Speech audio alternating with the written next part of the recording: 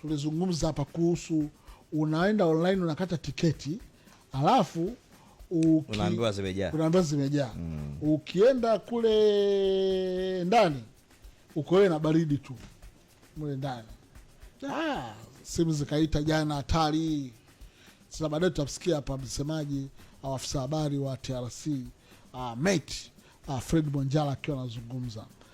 Treni sasa, si unakuta treni, si unakuta siti ziko wazi, lakini anyway madai kwamba unakuta treni ziko wazi na unapoingia ndani ya treni unakuta siti ziko wazi. Kuna factors ambazo zinasababisha kwamba hicho unachokisema kwamba umeingia ndani ya treni umekuta siti ziko wazi. Kuna factors kadhaa. Shirika limetoa nafasi kwa abiria kuahirisha ama kucancel safari yako saa 3 kabla ya safari kwenda. Lakini napenda kutoa taarifa kwamba kuna baadhi ya abiria hawafanyi hivyo. Na unaweza ukaingia kwenye treni ukakuta pembezoni kwako hakuna mtu. Inawezekana hakusafiri kwa sababu ambazo yeye anazijua lakini shirika halijui. Lakini kwa sababu hakutoa taarifa, sisi tunajua huyu abiria kasafiri na sisi tumeshalipwa na hela imeingia kwenye shirika. Naona. Kuna kundi la pili. Kuna wale ambao wanakata tiketi kwa magrupu. Kuna watu wanakata tiketi kwa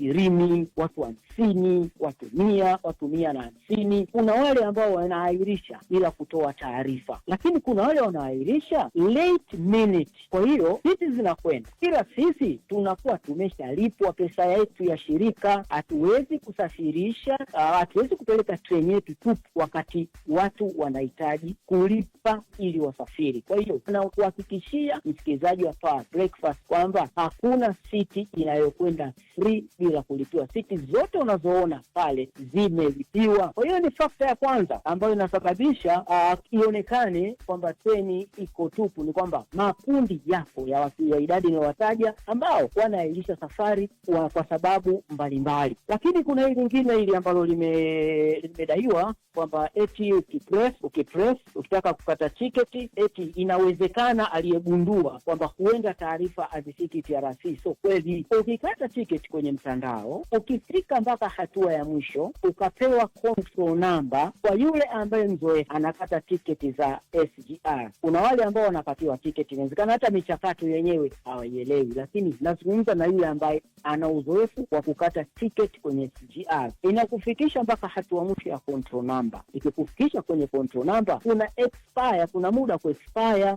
ile control number. Expire kama wewe ushaikata hata leo kata usilipie, expire lipa uone itakupa majibu gani. Kwa hiyo na maana expire inarudisha tiketi ile kwenye mfumo, au tiketi inakuwa wazi. Wakati ule muda wewe unasubiri kulipia bado itakuwa unayo wewe. Muda ukifika expire inarudi kwenye mfumo, ananunua mtu mwingine.